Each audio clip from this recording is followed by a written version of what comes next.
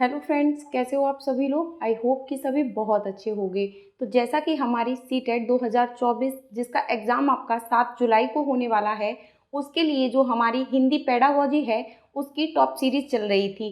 Hindi pedagogy में कल हमने जो थ्योरी में कंप्लीट किया था वो कंप्लीट किया था कि लैंग्वेज क्या होती है, उसे किस प्रकार से हम अपने वातावरण में रह के, अपनी संस्कृति में रह के, अपने कल्चर को आगे बढ़ाने के लिए उसका यूज़ किस प्रकार से करते हैं, और भाषा से रिलेट करते हुए जितने भी सीटेट के पेपर फर्स्ट और पेपर सेकंड में आने वाले क्वेश्चन हैं उन सभी के लिए हमने कल हमारी थ्योरी कंप्लीट की थी। तो आज हम पढ़ने वाले हैं उसी हिंदी पेडागॉजी में आगे की क्लास, जो कि आपकी पेपर फर्स्ट यानी कि जिन लोगों ने सीटेट का पेपर फर्स्ट का फॉर्म अप्लाई किया है उनके लिए, और पेपर सेकंड दोनों के लिए जो 15-15 मार्क्स की हिंदी पेडागॉजी आने वाली है उस सभी को क्लियर करेंगे। तो आज की जो थ्योरी की क्लास है उसमें हम हिंदी पेडागॉजी में क्या पढ़ने वाले हैं, भाषा अर्जन किसे कहते हैं। यानी कि जैसे कल हमने पढ़ा था कि जो भाषा होती है वो हमारे वातावरण में जब हम किसी भी चीज़ को सीखते हैं तो उसका भाषा हमारे जीवन में क्यों उपयोगी है, उसे हम किस प्रकार से यूज़ करते हैं। आज हम पढ़ने वाले हैं भाषा अर्जन किसे कहते हैं। मोस्ट इंपॉर्टेंट टॉपिक है जो कि आपके हिंदी पेडागॉजी में 1 या 2 क्वेश्चन भाषा अर्जन और भाषा अधिगम से आपके एग्जाम में देखने के लिए मिल जाएंगे। तो सबसे पहले पढ़ने वाले हैं जो भाषा अर्जन है, यानी कि भाषा अर्जन किसे कहा जाता है। तो सबसे पहले बात करते हैं इसकी डेफिनेशन के बारे में, यानी कि जो भाषा अर्जन होता है उसकी परिभाषा क्या होती है। तो मनुष्य में जन्मजात क्षमता है कि मनुष्य बात करना व भाषा का सहज रूप से प्रयोग करना सीख जाता है।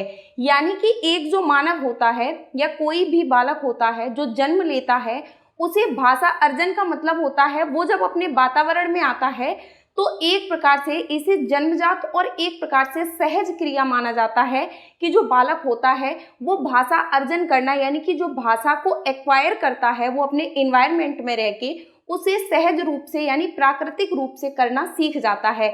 जैसे कि हम लोग जैसे हिंदी भाषी क्षेत्र में रहते हैं, जैसे हम लोग हिंदी ज़्यादा बोलते हैं, हमारी मातृभाषा हिंदी है, तो हम लोगों को इसके लिए किसी भी टाइप के एफर्ट्स का यूज़ नहीं करना पड़ता है। जैसे हमारी जो सामान्य बोलचाल की भाषा है, जैसे हमारे पेरेंट्स बोलते हैं, हमारे आस पड़ोस के लोग बोलते हैं, हमारे फ्रेंड्स बोलते हैं, उन सभी की जो बोलचाल की भाषा है उसे देखते हुए हम लोग जो भाषा होती है उसे एक्वायर कर लेते हैं, यानी कि अपने वातावरण से उसे सहज रूप से सीख लेते हैं। इसे स्वाभाविक प्रक्रिया माना जाता है, यानी कि जो भाषा अर्जन होती है इसे स्वाभाविक प्रक्रिया माना जाता है। इसके लिए हमें किसी भी एफर्ट्स की ज़रूरत नहीं होती है कि हमें पहले बुक्स से इसके नियम कायदे कानून सीखने पड़ेंगे उसके बाद हम भाषा अर्जन कर पाएंगे, ऐसा कुछ नहीं होता है।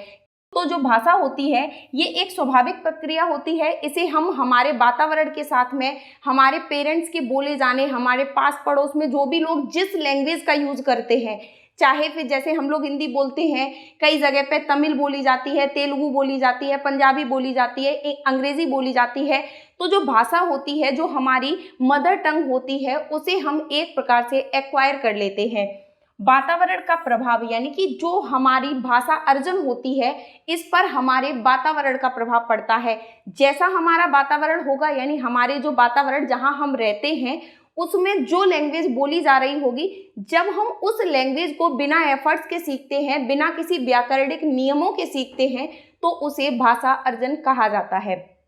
उसके बाद है ये एक सहज प्रक्रिया होती है, यानी एक प्रकार से मान सकते हैं इसके लिए हमें किसी भी बुक टेक्स्ट बुक को लेना नहीं पड़ता है, ट्यूशन कोचिंग नहीं लेने पड़ते हैं। हमारे वातावरण में रह के हम प्राकृतिक रूप से सहज रूप से इसे सीख सकते हैं। अनौपचारिक प्रक्रिया होती है, यानी कि जो भी चीज़ें जिसके लिए हमें एफर्ट्स नहीं लगाने पड़ते, हमें किसी भी विद्यालय की आवश्यकता नहीं होती, कहीं पे किसी भी बुक्स की आवश्यकता नहीं होती, किसी कोचिंग किसी ट्रेनिंग की आवश्यकता नहीं होती, जब हम उन चीज़ों को एक्वायर करते हैं उसे एक प्रकार से अनौपचारिक प्रक्रिया माना जाता है। यानी उसके लिए हमें किसी भी चीज़ के एफर्ट्स की ज़रूरत नहीं है, उसे हम अनौपचारिक रूप से सीख रहे हैं। तो जो जन्मजात क्षमता होती है ये मानव में अपनी भाषा को एक्वायर करने के लिए पाई जाती है।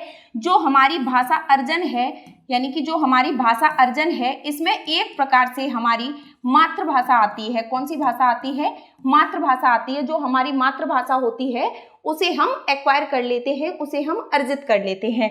हमारे अंदर आंतरिक क्षमता है कि हम भाषा को स्वाभाविक रूप से अर्जित कर अपने पर्यावरण से उसके बारे में चीज़ों को सीख जाते हैं, यानी कि जो चीज़ें हमारे वातावरण में बोली जा रही हैं उन्हीं से हम हमारी भाषा का अर्जन कर लेते हैं। उसके बाद इसी के अपोजिट होता है भाषा अधिगम, यानी कि जैसे हमने भाषा अर्जन किया वो एक स्वाभाविक प्रक्रिया के द्वारा कर लिया, बिना किसी एफर्ट्स के कर लिया, उसी प्रकार से उसके अपोजिट होता है भाषा अधिगम।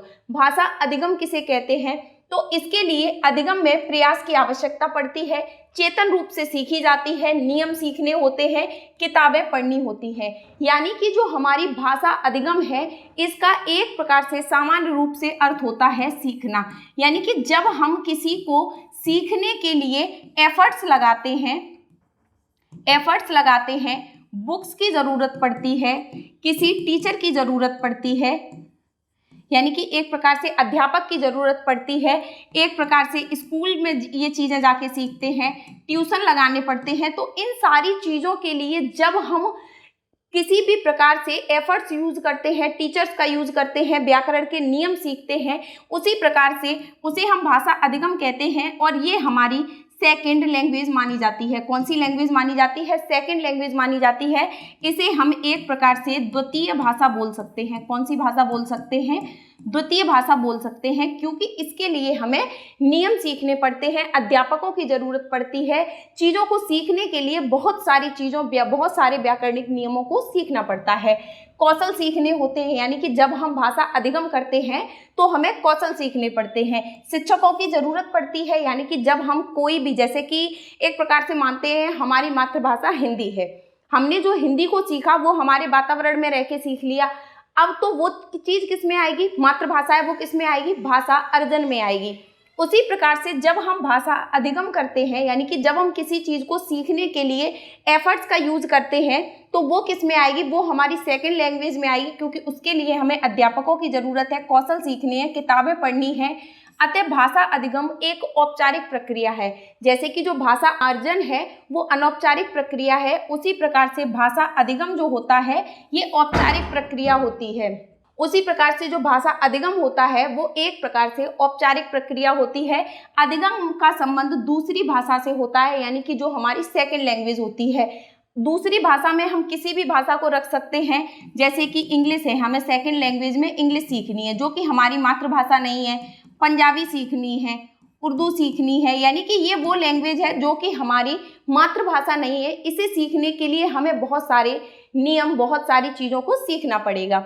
उसी प्रकार से चेतन प्रक्रिया है, इसके लिए जो हमारी प्रक्रिया होती है वो एक प्रकार से चेतन प्रक्रिया के रूप में यूज़ करनी पड़ती है, प्रयासपूर्ण रहना पड़ता है। इसके लिए हमें निरंतर अभ्यास करना पड़ेगा, तभी तो हम सेकंड लैंग्वेज को सीख पाएंगे, क्योंकि मातृभाषा तो है नहीं जो हमें एक बार में बहुत अच्छे से समझ में आ जाएगी।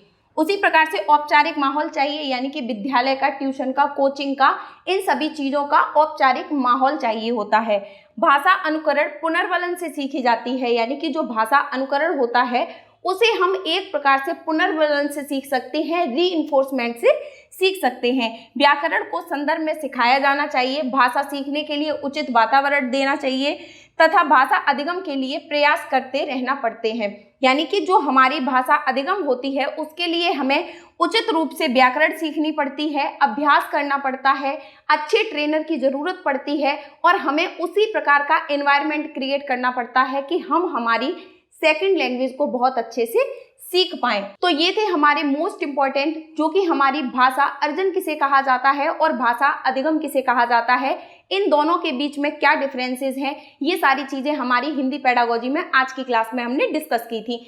तो आज की क्लास से हमें क्या पता चला कि जो भाषा अर्जन है वो किसे कहते हैं। जैसे कि हमारी मातृभाषा को सीखने के लिए हमें किसी भी एफर्ट्स की ज़रूरत नहीं है, किसी भी अध्यापक की ज़रूरत नहीं है, एक प्रकार से अनौपचारिक माहौल में रहते हुए हम भाषा को अर्जित कर लेते हैं। और जो भाषा अधिगम होता है उसका अर्थ होता है कि हम किसी दूसरी लैंग्वेज को सीख रहे हैं जो कि हमारे वातावरण में नहीं बोली जाती है। उसके लिए हमें अध्यापक की ज़रूरत पड़ेगी, एफर्ट्स लगाने पड़ेंगे, टीचर्स की ज़रूरत पड़ेगी, उसी प्रकार से नई नई बुक्स लानी पड़ेगी, उसके नियम सीखने पड़ेंगे, कोचिंग लगानी पड़ेगी, यानी कि थोड़ा सा प्रयास करना पड़ेगा, उसके बाद ही हम सीख पाएंगे। क्योंकि जो सेकंड लैंग्वेज है वो हमारे लिए एक प्रकार से डिफ़िकल्ट हो जाएगी। तो यहाँ से भी आपके 1 या 2 क्वेश्चन दोनों ही क्लासेस में पूछे जा सकते हैं, चाहे वो पेपर फर्स्ट वाले हों या फिर पेपर सेकंड वाले हों। आई होप कि आपको जो हिंदी पेडागोजी के बारे में जो भी चीज़ें बताई जा रही हैं, बहुत अच्छे से समझाई जा रही हैं और आप लोगों को बहुत अच्छे से समझ में आ रही होंगी। तो आज की क्लास में हमारे भाषा अधिगम और अर्जन की क्लास में फिलहाल इतना ही। हिंदी पेडागोजी की क्लास आपकी कंटिन्यू चल रही है, वहीं आपकी सीडीपी और अदर जो भी सब्जेक्ट हैं उन सभी की पेडागोजी की क्लासेस भी स्टार्ट कर दी गई हैं। तो सभी लोग अपना सपोर्ट बनाए रखिए और सीटेट की तैयारी को और बेहतर बनाने के लिए लवली एकेडमी को ज़्यादा से ज़्यादा शेयर कीजिए, ज़्यादा से ज़्यादा लोग सब्सक्राइब कीजिए, ताकि आपके लिए ऐसे ही बेहतर वीडियोस और लाए जा सके। तो आज के लिए हमारी हिंदी पेडागोजी की क्लास में फिलहाल इतना ही। Thank you.